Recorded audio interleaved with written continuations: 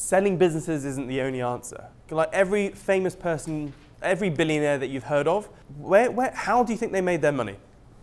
Elon Musk, Zuckerberg, Sugar, Branson, how have they all made their money? IPOs, yes. IPOs and selling. By the way, an IPO, initial public offering, when you put your private company to the stock market, it's a silent exit.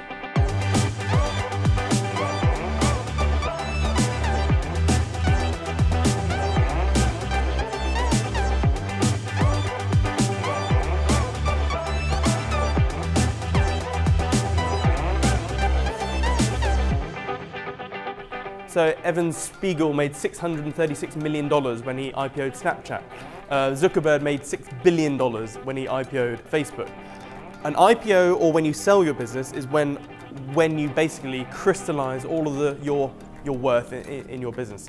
And I was like, oh, okay, every billionaire I know, or no, I don't, every billionaire that we have heard of has sold their business or IPO'd it. So I thought, oh, I need to start selling businesses, etc. But when you do M&A just for the sake of it, you end up creating even more problems and more stress. You all of a sudden enter a different league, and the thing is, money is an amplifier. If you're a douchebag and you come into loads of money, or there's loads of money on the table, you are a super douche. Whereas if you're a nice person and you have lots of money, you're an even nicer person, more generous person. But what I found, I've been screwed over and walked over for the last couple of years because I've been operating at a slightly higher level, and because there's so much money up for grabs, people are dicks. Seriously. Whereas when you're operating with, slightly at a lower level, like, there's not enough money to bring the douchebag out of someone, if that makes sense. Yeah, and you need to know when and what to do in accordance with your why. So I was buying up freaking everything. For example, I bought the UK's oldest China manufacturing factory in Stoke. It had the royal seal, and it made mugs, porcelain, like everything. And what the hell do I know about Chinaware? Like, nothing. I didn't even visit the business. That's how bad it was. I owned it for about 7 months. I never visited it. That's one error, by the way. So I had 25 staff in Stoke in the huge, it was like a 100,000 square foot warehouse. It was massive, and I never visited it. And like, it was nuts. And I had no reason to be in the freaking porcelain business, but because it had the royal seal, I just wanted it. Yeah, and it had nothing to do with my why. My why is one of my whys, I've got many whys. The one that's really driving me at the moment is I want to change the education system. What the frick does a factory have to do with the education system? It doesn't. So I was basically wasting time and effort.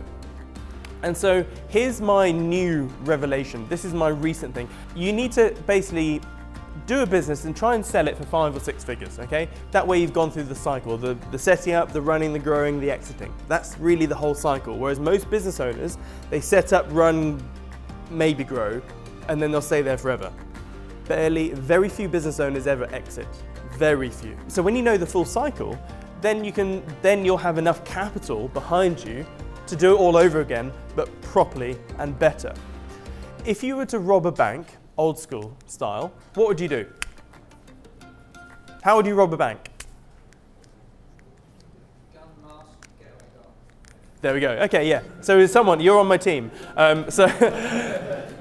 Yeah, that's what you do. Okay, you probably don't do it on your own. You'll probably get, if you're going to go to a big bank, you need a getaway driver, you need a gunman, you need a heavy, like someone big and scary, you need a lock picker, you need someone that knows, like an insider maybe, a member of the staff, one of the clerks, whatever. I don't know, just look pretty. But what you will do is you'll get a team behind you, right? You'll get the experts in your team, and then you'll go and rob the bank.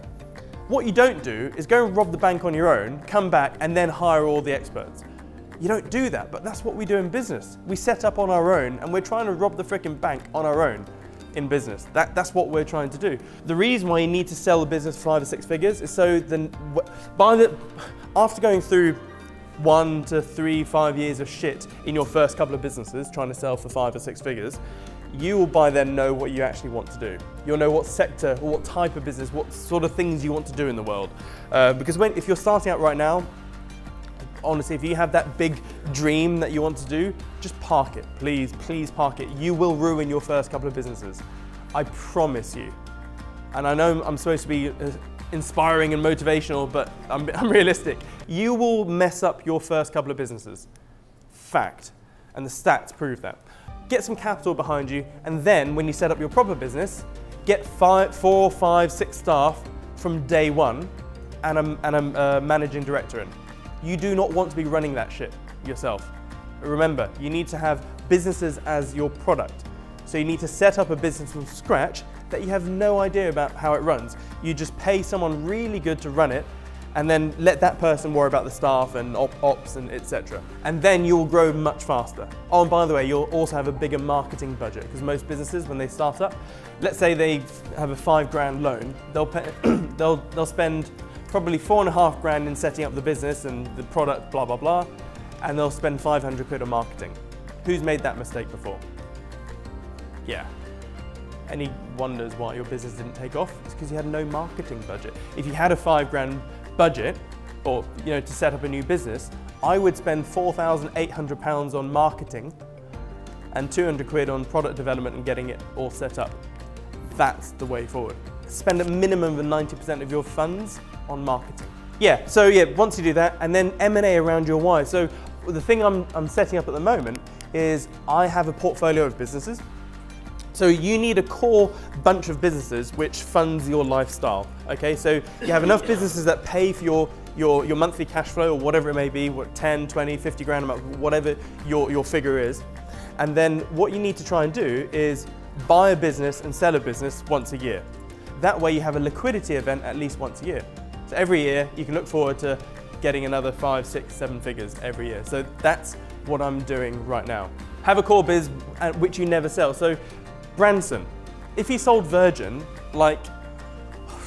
he'd sell it for a lot, but he is Virgin, isn't he? Elon Musk, he will never sell Tesla. He'll never sell SpaceX, because it's him.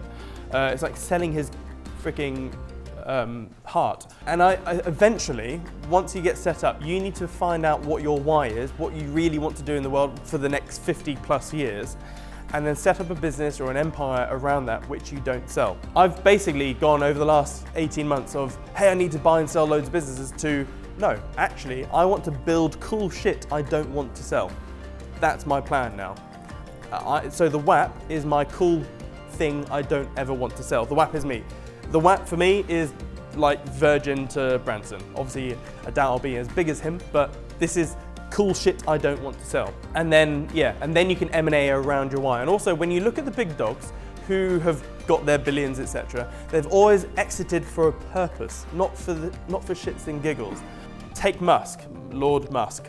I'm not religious, by the way, but if there is a God, it's him. So he has always exited a business for a reason. So he created Zip2, got like $20 million, or no, I think, is it 20 or 200 million?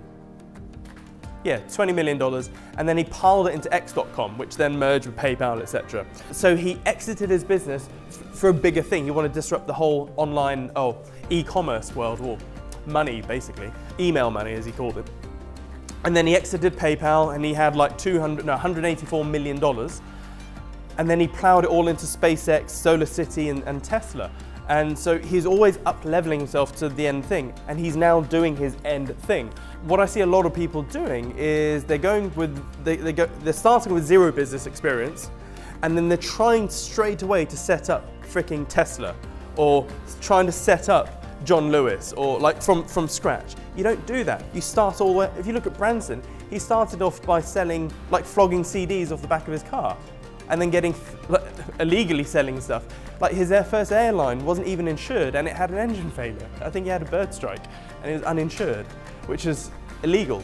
So they've always worked their way up to it, and I think that's where I've gone wrong in the past myself, because I've always been, I want to change the schooling system, and going from like, I've never set up a school ever, to taking on the whole curriculum. Like, it just doesn't work, so I've got to do things slowly.